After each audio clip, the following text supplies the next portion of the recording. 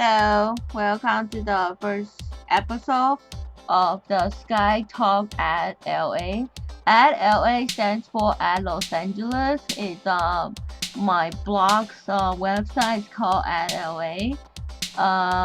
So this at LA is about me having fun in LA, eating out, dining at different restaurants, and today we're gonna talk about a very special place for me. It's called the Huntington Library, located in San Marino, city of LA, California state, in the United States, in the USA. So Huntington Library is not just a library about books. It has plants, it has cafe, it has like really cool stuff.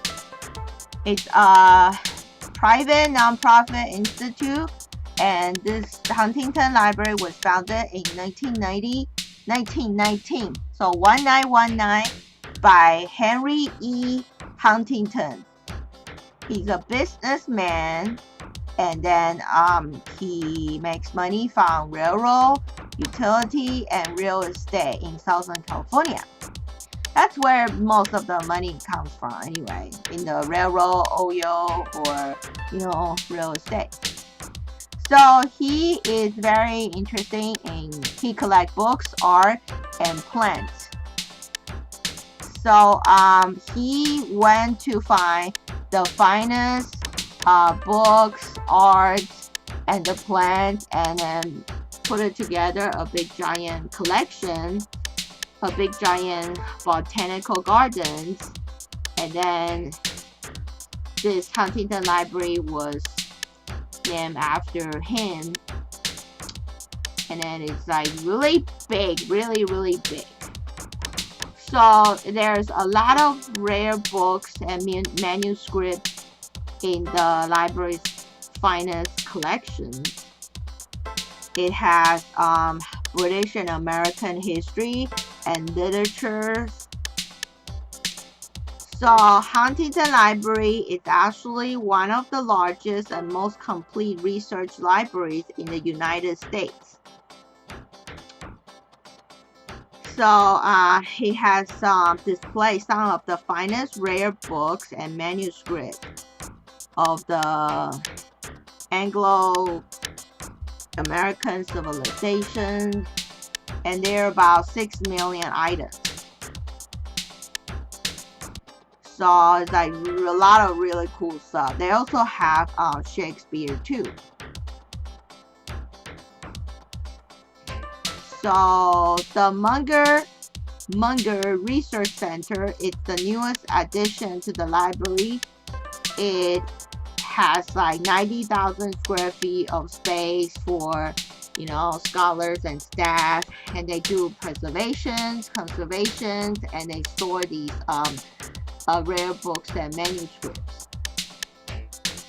And of course, most of the books and manuscripts, they are covered in the glass display.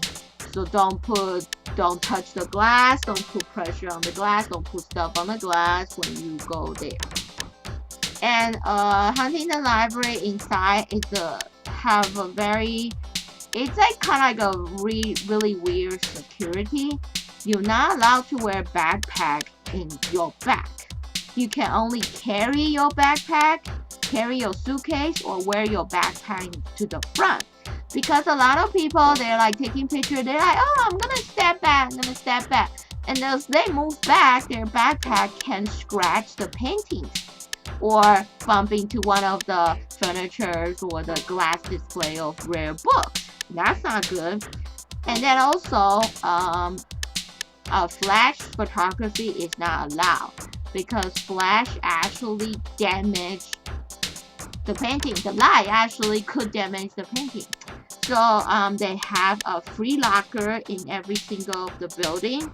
You go in, you get a free locker, and you put the stuff in, you get a key, and then when you're done looking at this awesome stuff, and you can go back to the locker to pick it up. And the locker, there are lockers in every single one of these buildings, so they're not in the front entrance, so you don't have to go back to the entrance and then get your stuff. So it's quite convenient and free. And then his next hobby is art collection. It's like really awesome. The most famous painting in the Huntington Library that everybody knows is the blue boy and the pink girl. And they're not related. It's a girl wearing blue, and it's a boy wearing blue, and it's a girl wearing pink. But they're not related. So they have a lot of big giant painting, like I'm talking big, like really huge size paintings. And they have 18th and 19th century British and French art. So the blue boy is painted by Gainsborough, and the pink girl is actually called Pinky. It's by Lawrence. And they're on display in the Virginia Stellis Scott Galleries of American Art. So the Huntington American Art Collection includes works from the 1690s to the 1950s. They also including important paintings like Mary Cassatt's Breakfast in Bed, Frederick Edwin Church's Chimborazo, and Edward Hubbard's The Long Lake. And the next thing he collects is plants and flowers. A lot of people might think, well, what's so special about plants? There are actually some very rare plants and flowers in the world that actually cost a lot. Can you believe that? Okay, so let's talk about the Botanical Gardens. It's very big. I don't know if anybody can walk around it a whole day and finish everything. So, it's covering 120 acres. More than a dozen specialized gardens are arranged with a park-like landscape of rolling lawns.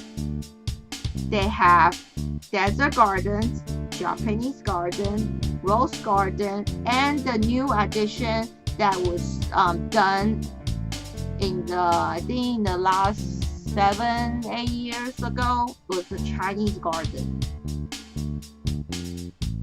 Okay, so it's like really cool. They also have other stuff like subtropical herb jungle and pond gardens.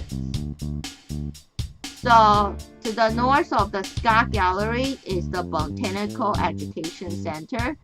It has the Children's Garden, the Teaching Greenhouse, and the Rose Hills Foundation Conservatory for Botanical Science. So they not only preserve books, art, and plants, they actually study how to preserve them, make them better. They actually do research, so they have research center. They have, this is like really cool.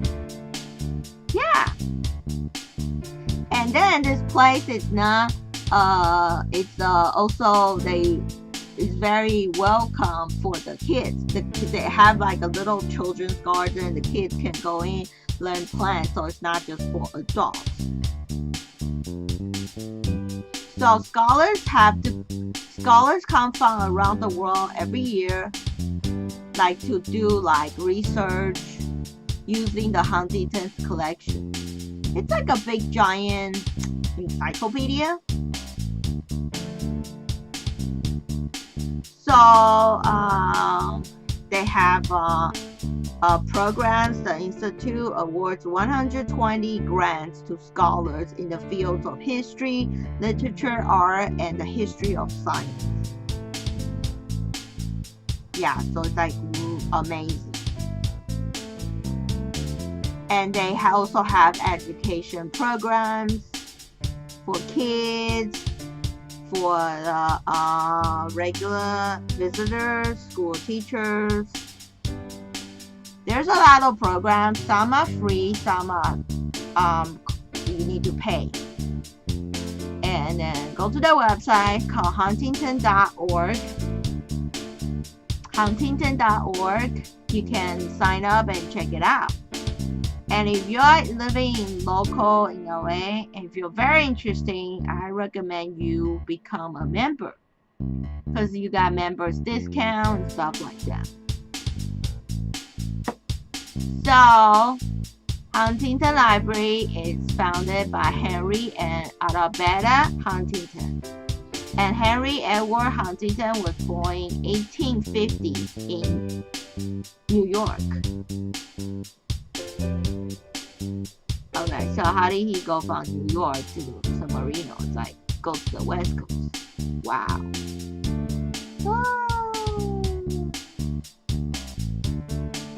Wow. So this place is so big. And the reason why after they die, the kids or their grandkids have to give it up because the property tax is so huge. So their children, their grandchildren decide to donate this place for public. So go to their website called huntington.org.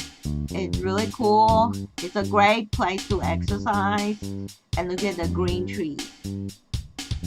So don't forget to subscribe to HSKY-ART. Thank you so much.